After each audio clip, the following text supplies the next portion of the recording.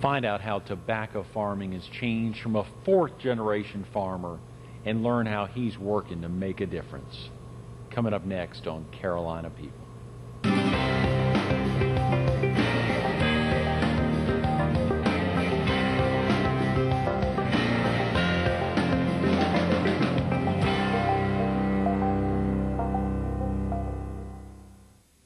Good morning. Welcome to Carolina People. This morning with the Myrtle Beach Herald. We're focused on Dermicon and farming.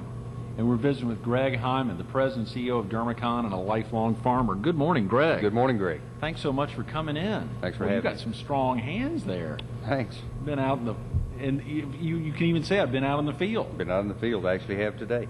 Is that right? Yeah. Son of a gun. Hard to leave the fields. Early this morning. To Oh, think yeah. about getting over here at 7 a.m. for an interview and to think about having to get up. And I guess farmers have always been doing that.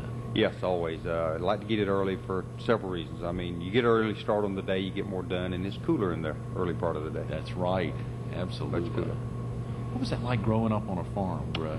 Well, it was a lot of fun, actually. It was a lot of hard work, too. I mean, you know, you like to remember how far you walked and how deep the snow was, and everybody does that. But quite frankly, it was good for me. It was hard work. You know, you learn a lot of character traits, and you learn how to be logical. You learn how to get things done. You learn how to fix stuff.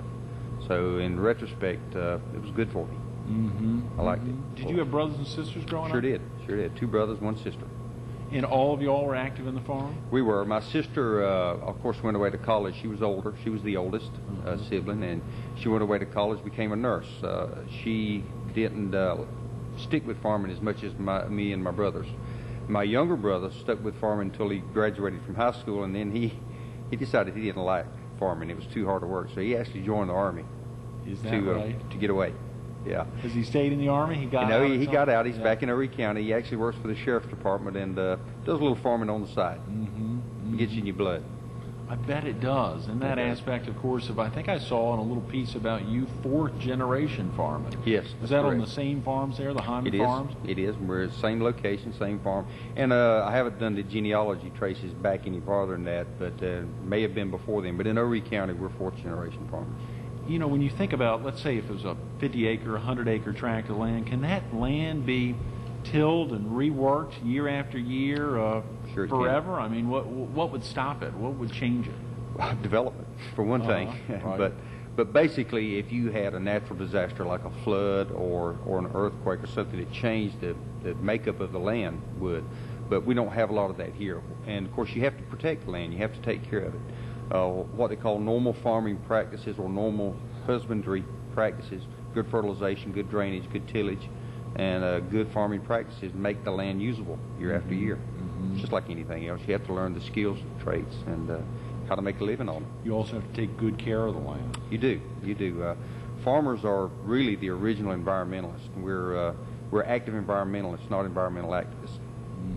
Active environmentalists, not environmental activists. I never heard that. That's very appropriate, though. It is. It very much is. Because we have to take care of the land, and we won't have it next year. You know, you think back to your first year of full-time. When you think of yourself as a full-time farmer, well, what year would that have been? 1974. Okay, 1974. Well, you know, you think back to that first full year and really being out there, knowing every aspect of that, but still learning and constantly learning. You think, let's say maybe fast forward 5 years, what would a typical day have been back in 79? Not a lot changed from 74, but some progress, but a lot of hard work, and most things were still done by hand, and most of the common practices you see today weren't in place yet. Not a lot of tractors, not a lot of mechanization. Tobacco is a labor-intensive crop. It takes about 100 man-hours to do an acre of tobacco, where it takes about one man-hour to do an acre of, say, corn or soybeans. Is that right? So it's about 100 times more labor-intensive. Wow. Now, for someone who's not familiar with, or haven't been out on a farm, not familiar with that, why would that be? It basically boils down to the reason we grow tobacco. And we grow tobacco for the foliage, not for the seed. And any plant, by nature, primary purpose is to reproduce. So when you take the seed away from tobacco, it continues to try to reproduce seed, and it's called suckers. And you have to continually break those suckers out and remove the seed while the leaves are growing, so they'll be bigger and stronger. And so we're going against nature, so it takes a lot of manpower to try to offset what nature's trying to do. Listen to that, going against nature. Going against nature. Of course, you used an earlier word, logic, and saying that you learned obviously some great logic skills there and being out on the farm. Yeah, quickly. And those are not necessarily words you think going against nature or logic necessarily associated with farming. Well, but it's, you have to be logical to understand why you're doing it. Everything that I do is prefaced by why. I don't do anything without knowing why, because it defines the approach I take toward it. So when you know a tobacco crop is not necessarily the natural way that plants grow, you know how much manpower is going to be required and what you're actually getting into before you do it.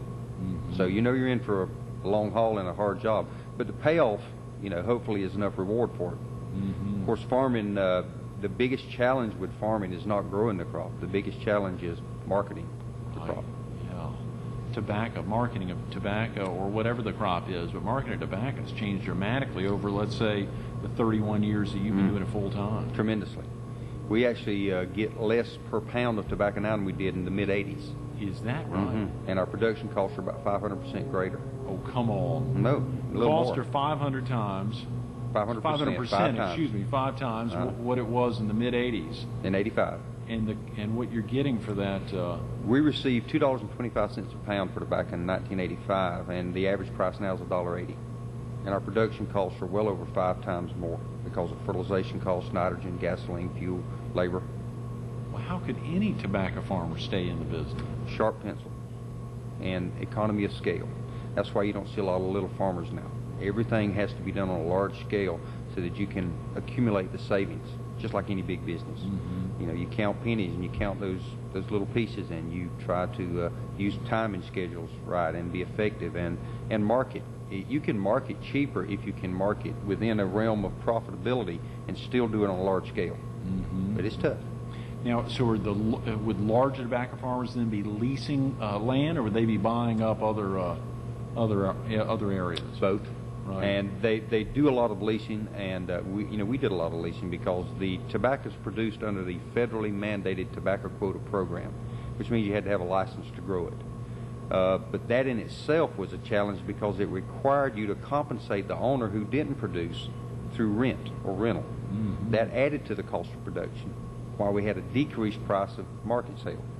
So it was a real challenge, and that's actually what's brought about the tobacco quota buyout that you probably have heard about. Yeah, we talked, and of course I know later this morning you're going over to the PD for a big meeting, the Tobacco Trail, and looking into the future of tobacco, but at the same time the tobacco quota buyout is something that's impacted folks dramatically. Could you share with the viewers real quick exactly what it is and how it got enacted?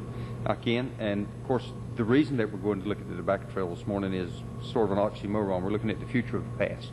The future of the past. The future of the past, because that's what we can sell now. And the reason we've got a past to look at is because the production of tobacco has changed so dramatically with the tobacco quota buyout, and that really is, in essence, is the demise or elimination of the federal program. The federal program was really nothing but the federally mandated program to apply price support. Sugarcane, milk, tobacco, and peanuts were the 4 commodities that had price support applied by government graders. The peanuts program was brought out a couple of years ago. Milk program was brought out in the late 80s. Sugar's still the lone holdout, and there is a large sugar industry, but it's more of a lobbying industry now than it is a production industry in the United States.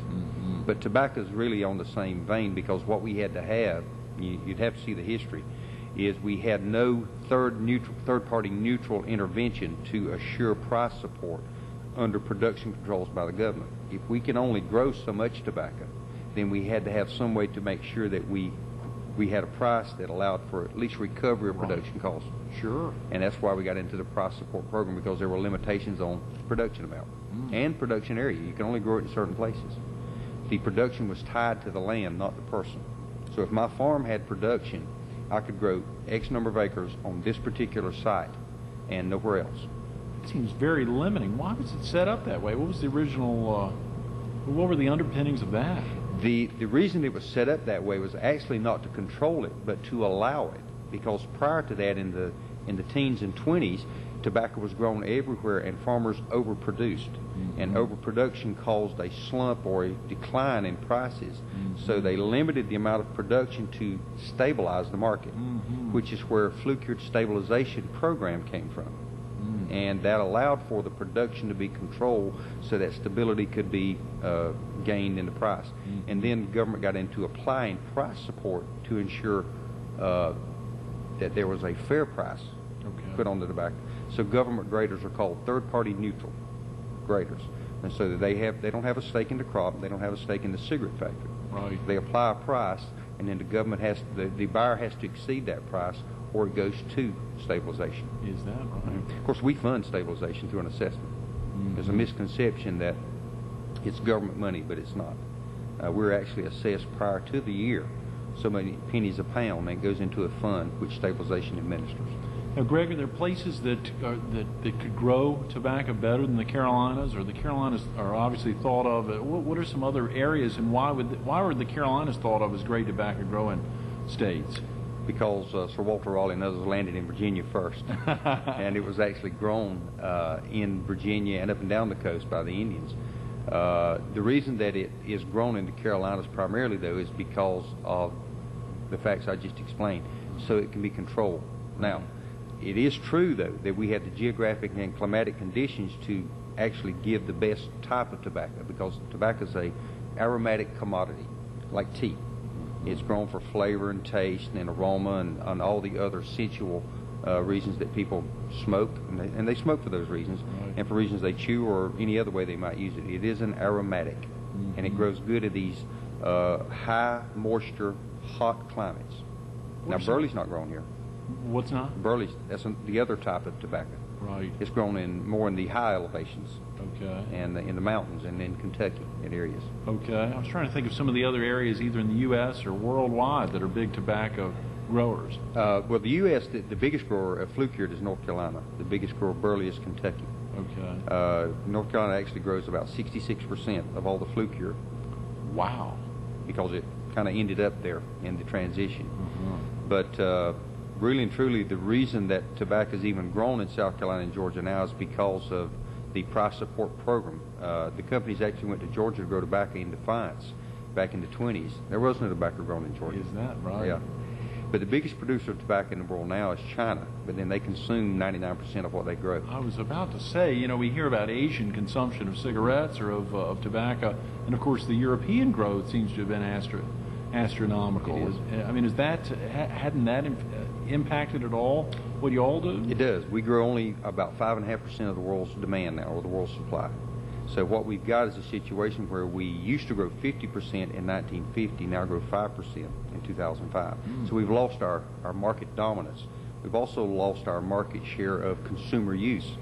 More men smoke in China than there are people in the United States. So that's the market. In Brazil, there are no smoking restrictions per se. And Brazil is the second largest producer.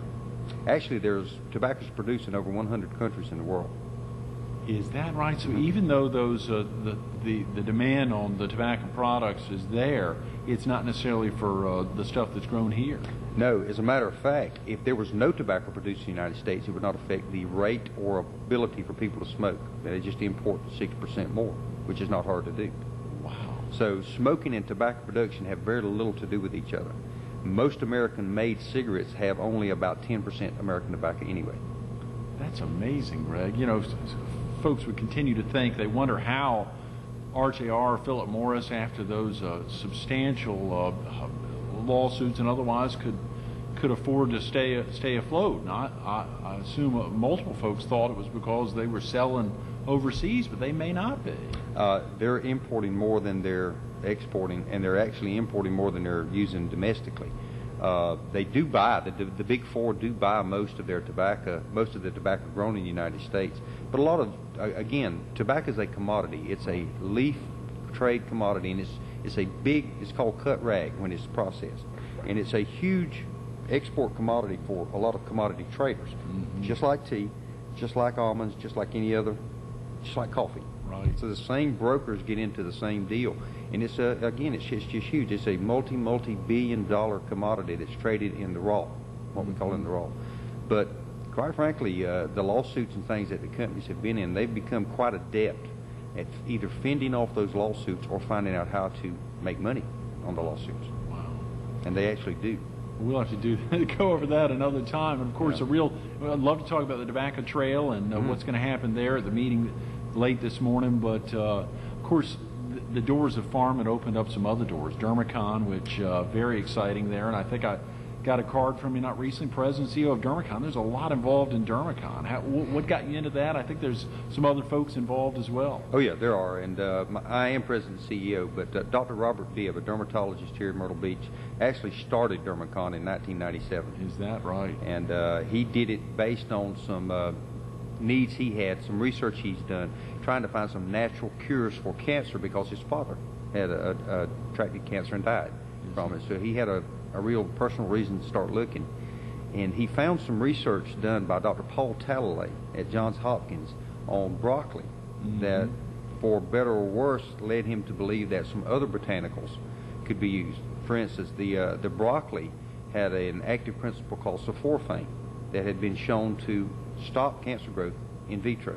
So he contacted Dr. Paul Talalay, or Johns Hopkins, got the information, found out, said, maybe we can help farmers here in South Carolina. He contacted Clemson Extension and said, have you got any crazy farmers out there that would grow broccoli? Of course, they got me. No, I'm kidding. But, that's how they tracked you down. But that is how he tracked me down. They said, yeah, we got a guy that you can probably talk with. And at the time, we had just started the South Carolina Tobacco Growers Association, and I was president.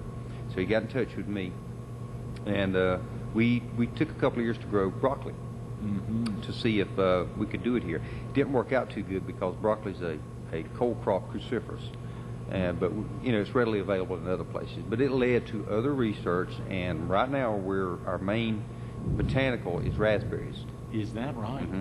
You mean y'all are growing raspberries? We were. When Right. we found out that it can be done better by those who know how to do it better than us, so we actually contract now for certain varieties of raspberries and raspberry seed to be grown for us.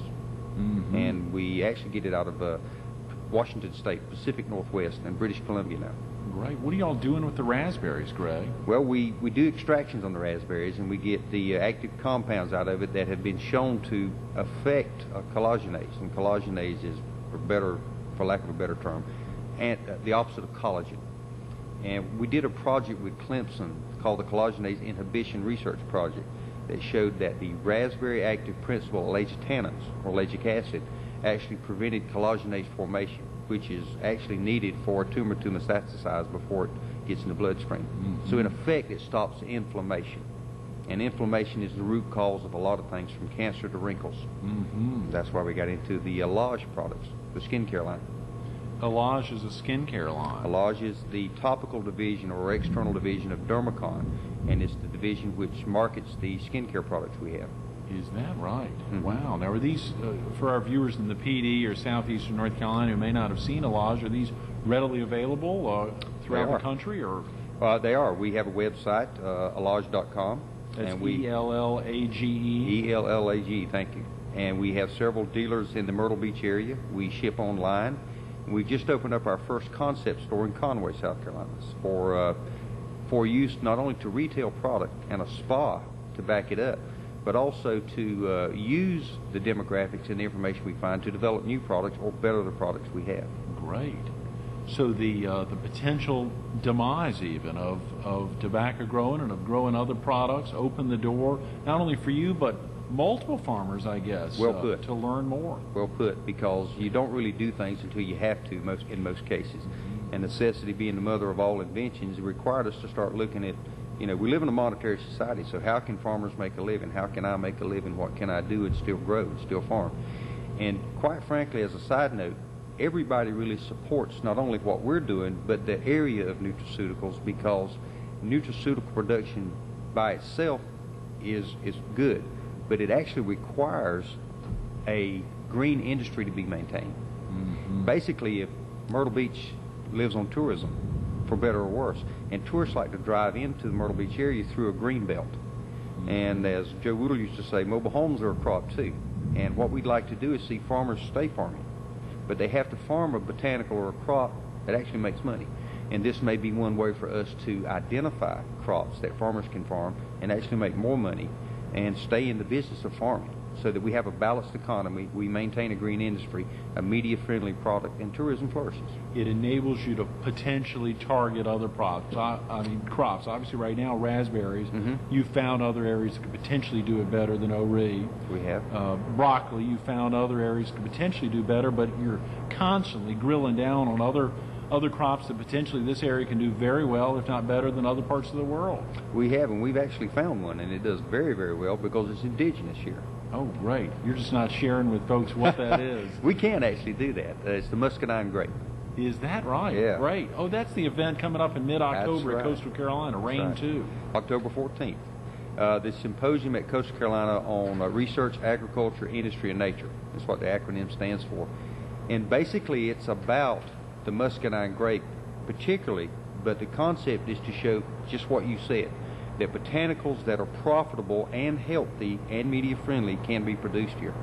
Great. So that we can maintain that agricultural industry, that green industry. Well, that's exciting that you'd be willing to share it, Greg. Normally, most folks would say, I don't want to let anyone know what's potentially grown here that could be helpful to help grow not only a lodge, but even a competitor business. I mean, that's exciting that you're willing to share that. Well, and I am because, well, for one thing, cat's out of the bag. We started this program last year. Right. And actually, North Carolina and Virginia have an established muscadine industry. South Carolina, by tradition, has not done that because we did such a good job growing tobacco and having tourism and other crops. But now that we don't have the special return that we had at one time, I'll put it another way. The best thing that ever happened to a tobacco farmer was the tobacco program. The worst thing that ever happened to a tobacco farmer was the tobacco program, because we had price support and we had a market that was established. So we didn't have a need to look for anything else. Now that we don't have that tobacco program, we need to look for something else. Right. And it quickly came about that we have to have something that's profitable and something that's media friendly and something that's good for you. So everybody wins, and that is the muscadine grape. It's 4,000 years old as far as production goes in the world. It's indigenous to this area. As a matter of fact, it's indigenous to the 11 southern states that produce tobacco now. Is that right? Yeah. Wow. So over the 4,000 years that we've known about muscadines in history, it's actually developed some immunities to natural pests and diseases. So it's a very low input crop to grow, good for the environment, and has a higher degree of profitability. How exciting. So virtually any farm in the county, any farm in our viewing area would have that opportunity, or what would be some of the special characteristics that a farm would need to grow muscadine? It sounds like... Well, it is high management. It's the same as tobacco, but it's a low learning curve because you don't need a lot of equipment. That's the good part. But it is extremely high management and labor intensive the first 2 to 3 years because you have to. It's about double the production cost of tobacco. And the first 2 to 3 years you have to spend about as many hours or more in it as you do tobacco. After that, it gets less intensive because you can mechanize them. Because the planting, you actually have to put up a vineyard, so you have to put up posts, you have to string wire, you have to trim by hand. And then once you train the vines, you can do it mechanically. The other thing is the market, and that's what the Muscadine Initiative is about, is identifying and developing a market for the product before we produce it, because that is the problem I just described with tobacco. Right. When we lost our market, we lost our money. So we don't want to be make the same mistake twice, so to speak. October 14th, the big day, Coastal Carolina University. You said rain too. Rain too. Obviously, we think of rain, oftentimes bad weather comes and goes, but this is a different rain. What does that rain stand for? Research, agriculture, industry, and nature. But the acronym is also to designate that rain is also the giver of life to crops. Oh, yeah. Got to have water and sunshine, and it's sort of apropos, if you will. But the original concept behind rain, and it's something I thought of about 7 or 8 years ago, was the reintegration of agriculture and industry naturally. How do we get agriculture and the production of products back closer at the table to find out what we need to grow, so that people here can have input before we actually produce it? And that's a concept that's being well used now by most industries. Who's my buyer? Right. And we didn't talk 10 years ago, and now people are talking, and that's a modern business model that people are using now. But it kind of morphed into research and nature because that's a more fitting acronym for what we're trying to do with nutraceuticals. And nutraceuticals, and Greg, when you handed me the card, on the back of it had botanical solutions, nutrasolutions, and Elage. There's quite a bit that goes into Dermicon. Yeah, it is, and there are different divisions. Nutrasolutions is the division that produces our internal products or our dietary supplements. And basically, it's the same thing as the skincare products. We make internal products that affect on the inside what we're trying to also affect on the outside. So it's an inside-outside process. You know, have you ever thought of that aspect, Greg, of course being a fourth-generation farmer, but had you not been a farmer, what do you think you would have gotten into? And I know I asked you that off camera, but yeah. You know, when you think about certain aspects of your life, because of these logic skills you picked up, pretty critical. They allow me to go forward and kind of think on my feet and do some different things. I'm not sure where I'd have been if I hadn't farmed, because, quite frankly, farming is my formal education. It has allowed me to learn and to adapt and do things. I said earlier I'd probably be in jail. I don't think I'd be in jail, but I do believe that farming has allowed me to be more successful than anything else I could have done. That's great. I do. Those are great words. Thanks so much for being with us this morning. Thank you. Absolutely. Stay tuned to more Carolina People with Greg Hyman coming up next.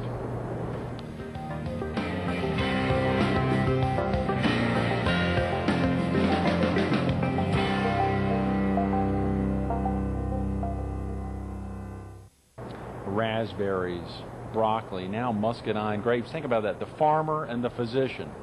The farmer and the physician. You wonder how they got together to come up with something creative like Alage. Alage.com. Think about that. Alage.com. You want to learn what's a nutraceutical, what's an antioxidant. There's a lot of definitions on there. They've got some great frequently asked questions, a lot of great information about Dr. Bibb and why he got involved. You know, you think about losing a parent to cancer.